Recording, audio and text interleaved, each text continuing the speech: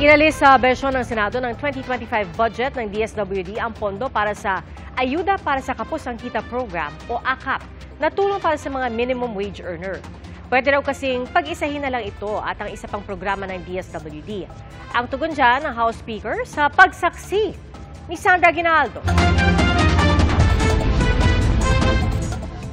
May namumuong girian sa pagitan ng Senado at Kamara kaugnay sa pondo para sa Ayuda para sa Kapos ang Kita Program o AKAP.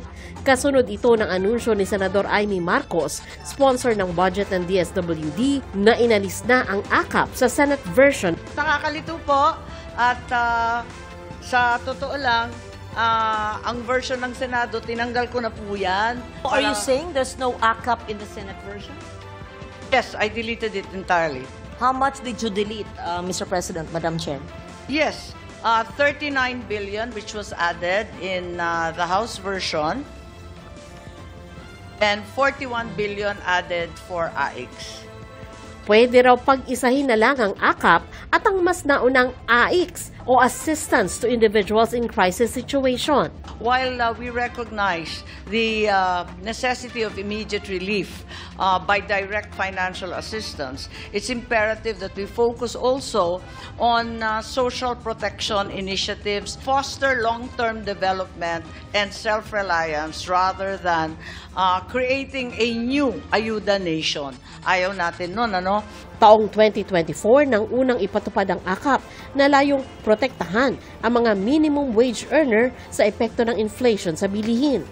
Ayon sa isa sa mga nagsulong nito na si House Speaker Martin Romualdez, nagbibigay ang AKAP ng 3,000 hanggang 5,000 pisong ayuda sa mga qualified beneficiaries. Pero kontrobersyal ang AKAP na binabatikos ng ilang senador dahil wala noon sa proposed 2024 budget ng DSWD at wala rin sa ipinasang bersyon ng budget sa Kamara at Senado.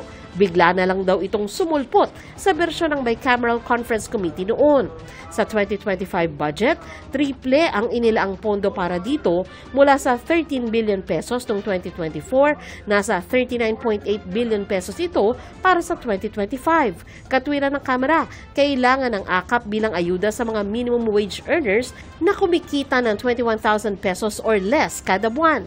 Pero ang puna ng mga senador, hindi ito napupunta sa pinakamahihirap na Pilipino. We don't have problems with the program in itself, pero we wanted to make sure na it's clearer this time, no? Hindi na nababatikos like sinasabi nila, this is for middle class individuals. Parang hindi siya nakatutok doon sa mga poorest of the poor sector of our society. Dumepensa naman si Speaker Romualdez. Marami raw ang nangangailangan ng pondong ito at handa itong ipaglaban ng Kamara. Medyo nangamba ako kasi yung may ibang mga kaibigan natin sa Senado, gusto daw i-scrap, itanggal yung AKAP. Payag ba kayo?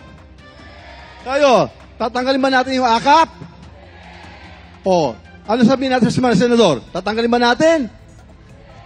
Inutusan na ni Romualdez ang House Appropriations Committee na sikaping maibalik ang AKAP kapag tinalakay na ang national budget sa Bicameral Conference Committee. Sa Senado, ay hindi yata nakakaintindi yata kasi hindi yata sila bumababa masyado. Nakikita po natin ay ito po ang itong gusto ng mga kababayan po natin, itong napro ng programa galing sa DSWD. Kaya sasabihin ko na sa ating mga kaibigan sa Senado, umikot na lang muna kayo at tanong mo muna sa taong bayan kung anong gusto nila. At nakikita ko po sa lahat ng pinupunta natin, gusto-gusto at napapopula itong programa. Para sa GMA Integrated News, Sandra Aguinaldo, ang inyong saksi. Mga kapuso, maging una sa saksi. Mag-subscribe sa GMA Integrated News sa YouTube para sa iba't ibang balita.